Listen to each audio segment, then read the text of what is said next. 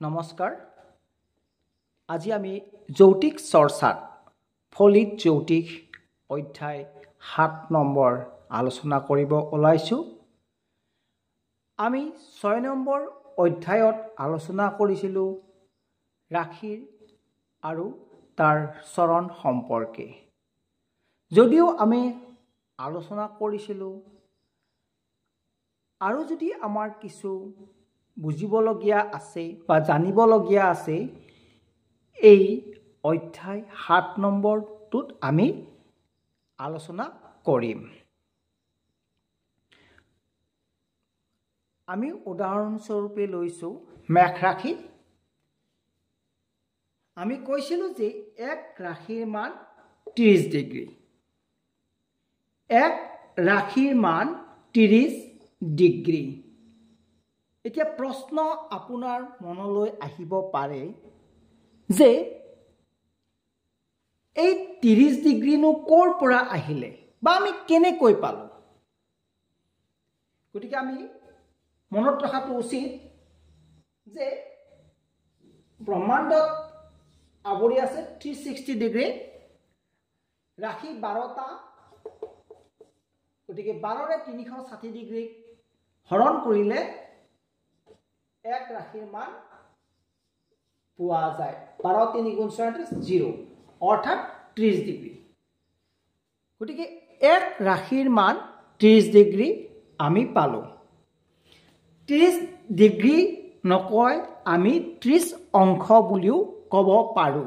অৰ্থাৎ এটা সাৰ্কুলৰ এটা বৃত্তৰ 30 ডিগ্ৰী অংশ এটা ৰাশিয়ে আৱৰি থাকে।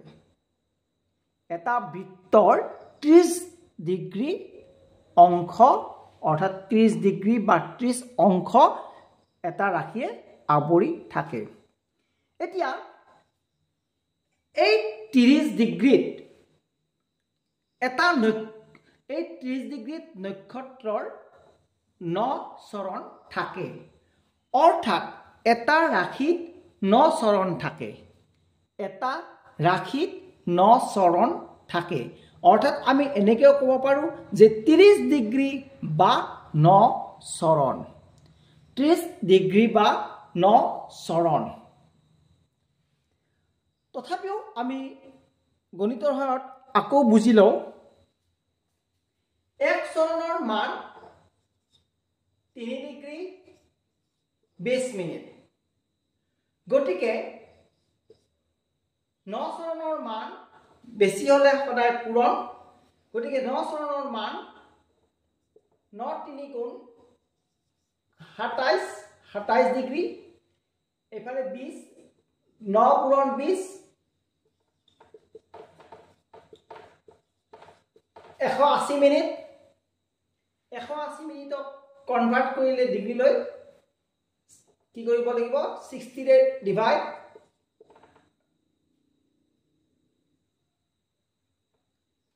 3, 63 are 180. So 27 plus 3 equal 30 degree. গতিকে 9 চৰণৰ মান 30 ডিগ্ৰী। এক চৰণৰ মান 3 ডিগ্ৰী 20 মিনিট হলে 9 চৰণৰ মান 30 ডিগ্ৰী আমি গণিতৰ সহায়ত বুজি ললো। বাৰু যি কি নহওক আমি বুজি পালো যে এক ৰাশিত 9 চৰণ থাকে। 9 চৰণ থাকে আৰু আমি জানো যে এক নক্ষত্ৰত 4 চৰণ থাকে। গতিকে চাওক মেষ ৰাশি 3টা নক্ষত্ৰ পাবলৈ সক্ষম হৈছে। অৰ্থাৎ মেষ ৰাশিত 3টা নক্ষত্ৰ পৰে: অশ্বিনী, ভৰণী, কৃত্তিকা। কিয়? কাৰণ এক নক্ষত্ৰৰ মান 4 চৰণ। বাৰ বাৰ কৈছো যে আমি এক নক্ষত্ৰৰ মান 4 চৰণ। অৰ্থাৎ কি এনে এক নক্ষত্ৰৰ মান 13 ডিগ্ৰী 20 মিনিট আৰু ৰাশি এটাই কি হৈছে গোটেই সম্পূৰ্ণটো লৈ লৈছে। অশ্বিনী নক্ষত্ৰৰ 4 চৰণ গোটেই লৈছে, ভৰণী নক্ষত্ৰৰ 4 চৰণ গোটেই লৈছে আৰু কৃত্তিকা নক্ষত্ৰৰ জাষ্ট প্ৰথম অংশহে লৈছে। পুনৰাই চাওক অশ্বিনী নক্ষত্ৰৰ 13 ডিগ্ৰী 20 মিনিট গোটেই লৈছে ভৰণী নক্ষত্ৰৰ 13 ডিগ্ৰী 20 মিনিট গোটেই লৈছে পুনৰ আমি গণিতৰ সহায়ত যাওঁ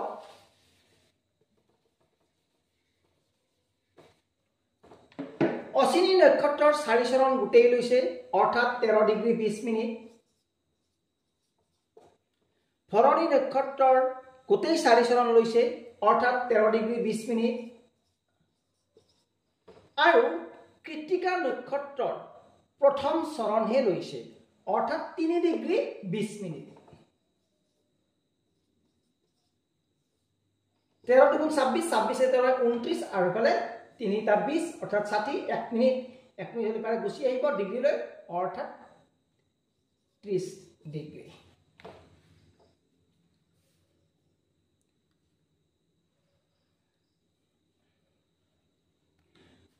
গতিকে আমি বুজিলো যে অশ্বিনী নক্ষত্ৰৰ 4 চৰণ ভৰণী নক্ষত্ৰৰ 4 চৰণ আৰু কৃত্তিকা নক্ষত্ৰৰ 3 ডিগ্ৰী 20 মিনিট অৰ্থাৎ প্ৰথম চৰণ কোনো জাতকৰ যেতিয়া জন্ম হয় তেতিয়া আমি চাও যে কোন নক্ষত্ৰত পৰিছে আমি কেনেকৈ গম পাও আমি বেছিভাগ জ্যোতিষীয়ে কেৱল পঞ্জিকাৰ মতেই চাই যে অমুক নক্ষত্ৰটো অমুক বজাৰৰ পৰা অমুকলৈ আছে বা আজি অমুক নক্ষত্ৰ পৰিছে কিন্তু আমি নিজেই জনাটো অতি প্ৰয়োজনীয় এতিয়া অশ্বিনী নক্ষত্ৰৰ পাইছিলে 13 ডিগ্ৰী 20 মিনিট অৰ্থাৎ গোটেই সম্পূৰ্ণ পাইছিল 4 চৰণ এতিয়া সাপোজ ধৰিলো হল কোনো এজন বালকৰ অশ্বিনী নক্ষত্ৰৰ তৃতীয় চৰণত জন্ম হৈছে তেতিয়া হলে কিমান ডিগ্ৰীত জন্ম হৈছে গতিকে কনভাৰ্টছ এনেকৈ হয় প্ৰথম চৰণ 0 ৰ পৰা 3 ডিগ্ৰী 20 মিনিট দ্বিতীয় চৰণ 3 ডিগ্ৰী 20 মিনিটৰ পৰা 6 ডিগ্ৰী 40 মিনিট তৃতীয় চৰণ 6 ডিগ্ৰী 40 পৰা 40 মিনিটৰ পৰা 10 ডিগ্ৰী লৈ এতিয়া জাতকৰ তৃতীয় চৰণত জন্ম বুলি ক'লে আমি কিখিনি বুজি পাম এইখিনি ঠাইহে বুজি পাম 6 ডিগ্ৰী 40 মিনিটৰ পৰা 10 ডিগ্ৰী এইখিনিৰ মাজত কোনো এজন জাতকৰ জন্ম হৈছে যেতিয়া আমি কম যে অশ্বিনী নক্ষত্ৰৰ তৃতীয় চৰণ পাবলৈ সক্ষম হৈছে বালকটিয়ে গতিকে তেতিয়া আমি বুজি পাম যে 6 ডিগ্ৰী 40 মিনিটৰ পৰা 10 ডিগ্ৰী এইখিনিৰ ভিতৰত জাতকৰ জন্ম হৈছে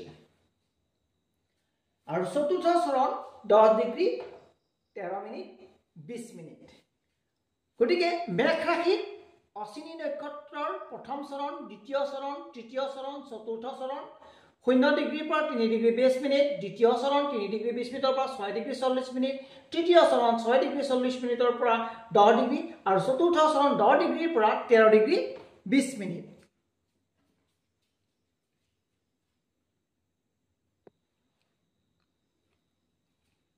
ঠিক তেনেদৰে ভৰণী নক্ষত্ৰ প্ৰথম চৰণ 13 ডিগ্ৰী 20 মিনিটৰ পৰা আৰম্ভ হৈছে 16 ডিগ্ৰী 40 মিনিট অৰ্থাৎ 3 ডিগ্ৰী 20 মিনিট কৈ যোগ হৈছে দ্বিতীয় চৰণ 16 ডিগ্ৰী 40 মিনিটৰ পৰা 20 ডিগ্ৰী লৈ তৃতীয় চৰণ 20 ডিগ্ৰীৰ পৰা 23 ডিগ্ৰী 20 মিনিটলৈ আৰু চতুৰ্থ চৰণ 23 ডিগ্ৰী 20 মিনিটৰ পৰা 26 ডিগ্ৰী 40 মিনিটলৈ অৰ্থাৎ যদি আমি কওঁ যে ভৰণী নক্ষত্ৰৰ প্ৰথম চৰণ পাইছে তেতিয়া বালকটোৰ কীৰ্তি ক'ত জন্ম হৈছে 13 ডিগ্ৰী 20 মিনিটৰ পৰা 16 ডিগ্ৰী 40 মিনিটলৈ যদি কওঁ যে ভৰণী নক্ষত্ৰৰ চতুৰ্থ চৰণত জন্ম হৈছে তেতিয়া কম 23 ডিগ্ৰী 20 মিনিটৰ পৰা 26 ডিগ্ৰী 40 মিনিটলৈ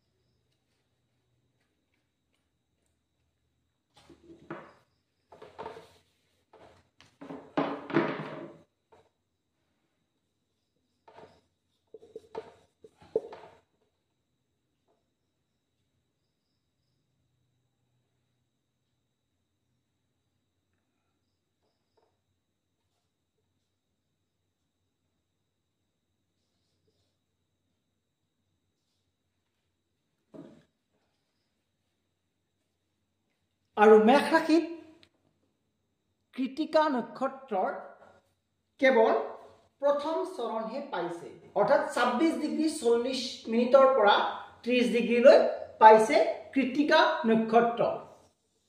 যদি কোনো জাতকৰ কৃতিকা প্ৰথম চৰণত জন্ম হয়, তেতিয়া জাতকৰ ৰাশি মেঘ ৰাশি হয় আৰু তেওঁৰ জন্ম হ'ব 26 ডিগ্ৰী 40ৰ পৰা 30 ডিগ্ৰীলৈ।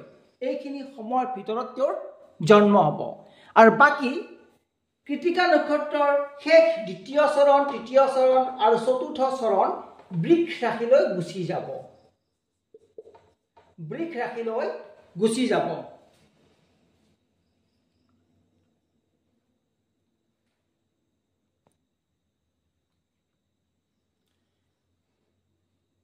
গতিকে কৃতিকা নক্ষত্ৰই মেঘ আৰু বৃষ দুয়োটা ৰাশিয়ে পায়।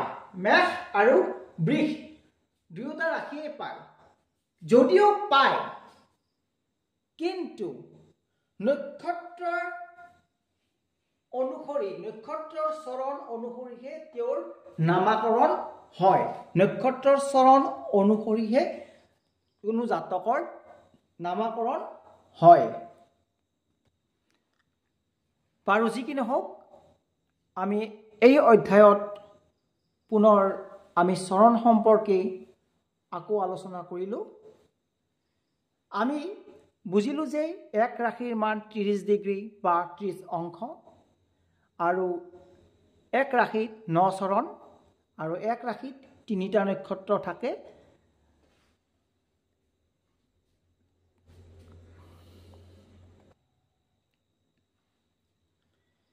গতিকে আমাৰ জ্যোতিষ চৰ্চাৰ অধ্যায়সমূহ এনেকৈ চলি থাকিব আৰু গৈ থাকিব। আমি জ্যোতিষ শিকিব লাগিব আৰু জ্যোতিষ জানিব লাগিব।